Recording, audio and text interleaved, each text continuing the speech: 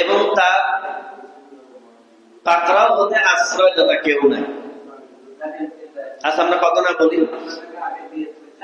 আল্লাহ তাআলা বলেছেন আহুয়া ইউজিরু ওয়ালা ইউজারু আলাইহি, তিনি আশ্রয় দেন এবং তার পাকড়াও হতে আশ্রয়দাতা কেউ নেই।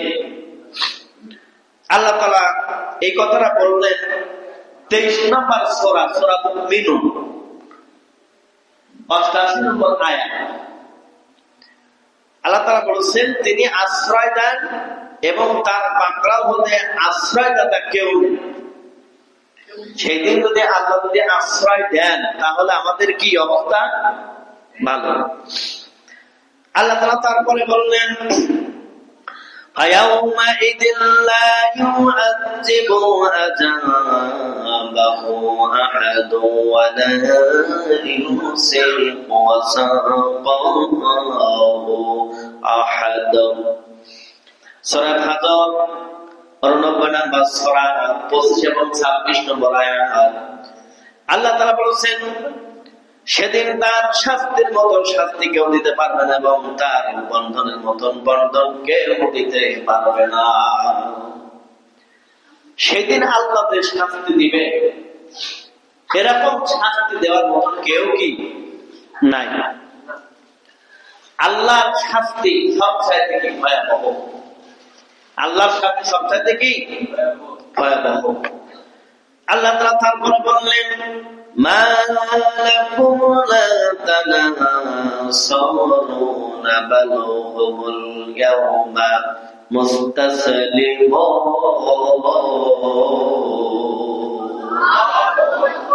সূরা সাফফাত 37 নম্বর সূরা 25-26 নম্বর আয়াত। আল্লাহ তাআলা বলেছেন তোমাদের কি হলো যে তোমরা একে অপরের সাহায্য করছো না? সেদিন তারা আত্মসমর্পণ করবে। আল্লাহ বলছেন যে তোমাদের কি হলো, তোমরা একে অপরের কি সাহায্য করছো না? আসলে সেই দিন তো আমাদের কোনো ক্ষমতা কি আছে বলেন? সেই দিন কেউ কারো সাহায্য করতে পারবে না। কেন পারবে না? কারণ ওই ক্ষমতাটা আমাদের আল্লাহ কি দেয়। ওই ক্ষমতার মালিক হচ্ছেন আল্লাহ। ওই ক্ষমতার মালিক কে? আল্লাহ।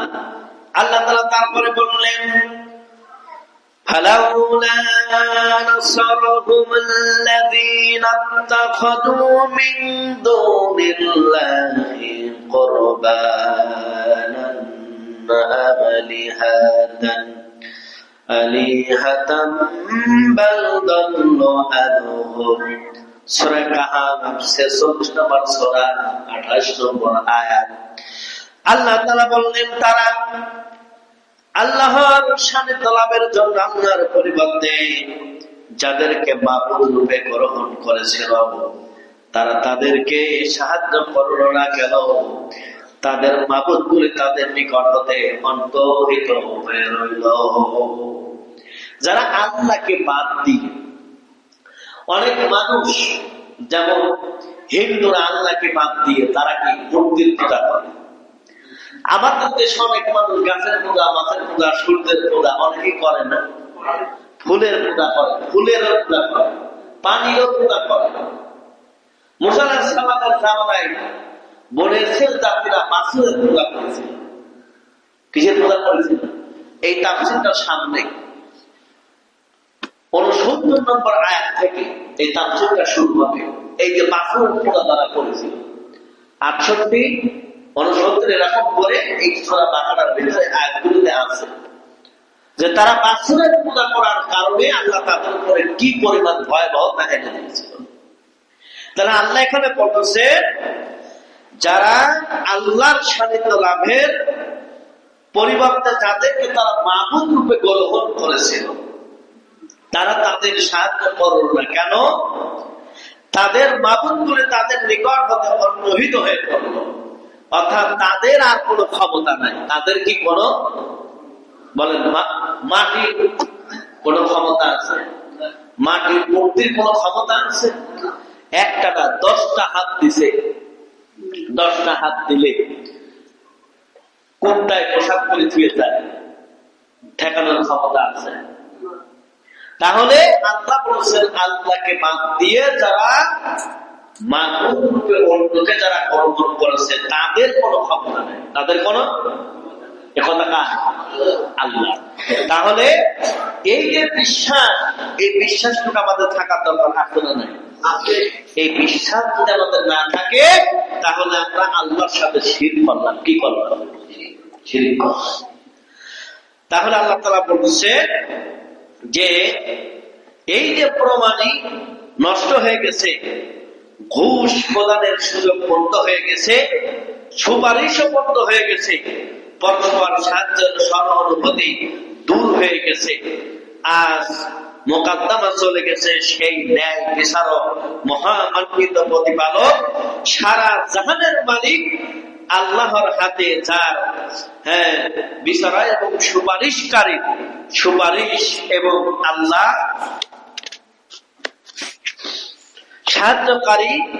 সাহায্যকারীদের সাহায্য করো, কাঁধে আসবে না, বরং সমস্ত পাপের প্রায়শ্চিত্ত ভোগ করতে হবে।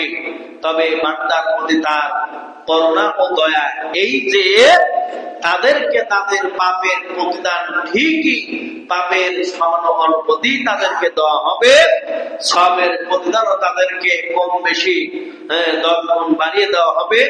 আল্লাহ তাআলা বলতেছেন অবশ্যই যারা যতটুকু পাপ করেছে তার ততটুকু পাপের প্রায়শ্চিত্ত কি নেওয়া লাগবে, আর যতটুকু যারা ভালো কাজ করেছে এই ভালো কাজের বিনিময় আল্লাহ তাদেরকে যতটুকু দেওয়া আল্লাহ ঠিক ততটুকুই তাদেরকে দেবে আল্লাহ। তাহলে সেই দিন আমাদেরকে চিন্তা করতে হবে যে আল্লাহ ছাড়া ওই দিন আমাদের কোন সাহায্যকারী কি পাবো না। আল্লাহ ছাড়া কোন সাহায্যকারী আছে বলে নাই। আমরা সূরা ফাতিহার ভিতরে পড়ি ইয়াকা না'বুদু নাস্তাইন, বলতেই তো পারলাম আলহামদুলিল্লাহ। যদি বলি অর্থটা কি বলেন, কে কে পারবেন?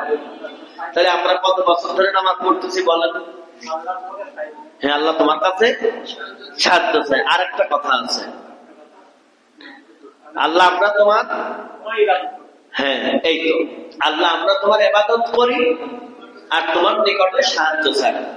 দেখেন সূরা ফাতিহার অবস্থা যদি এই হয়, সূরা ফাতিহার অবস্থা যদি এই হয় আমাদের, তাহলে আমরা শুধু নামাজ পড়ছি, নামাজের যে সূরাগুলি আমরা পড়ছি এটার অর্থ আমাদের জানা দরকার আছে না নাই?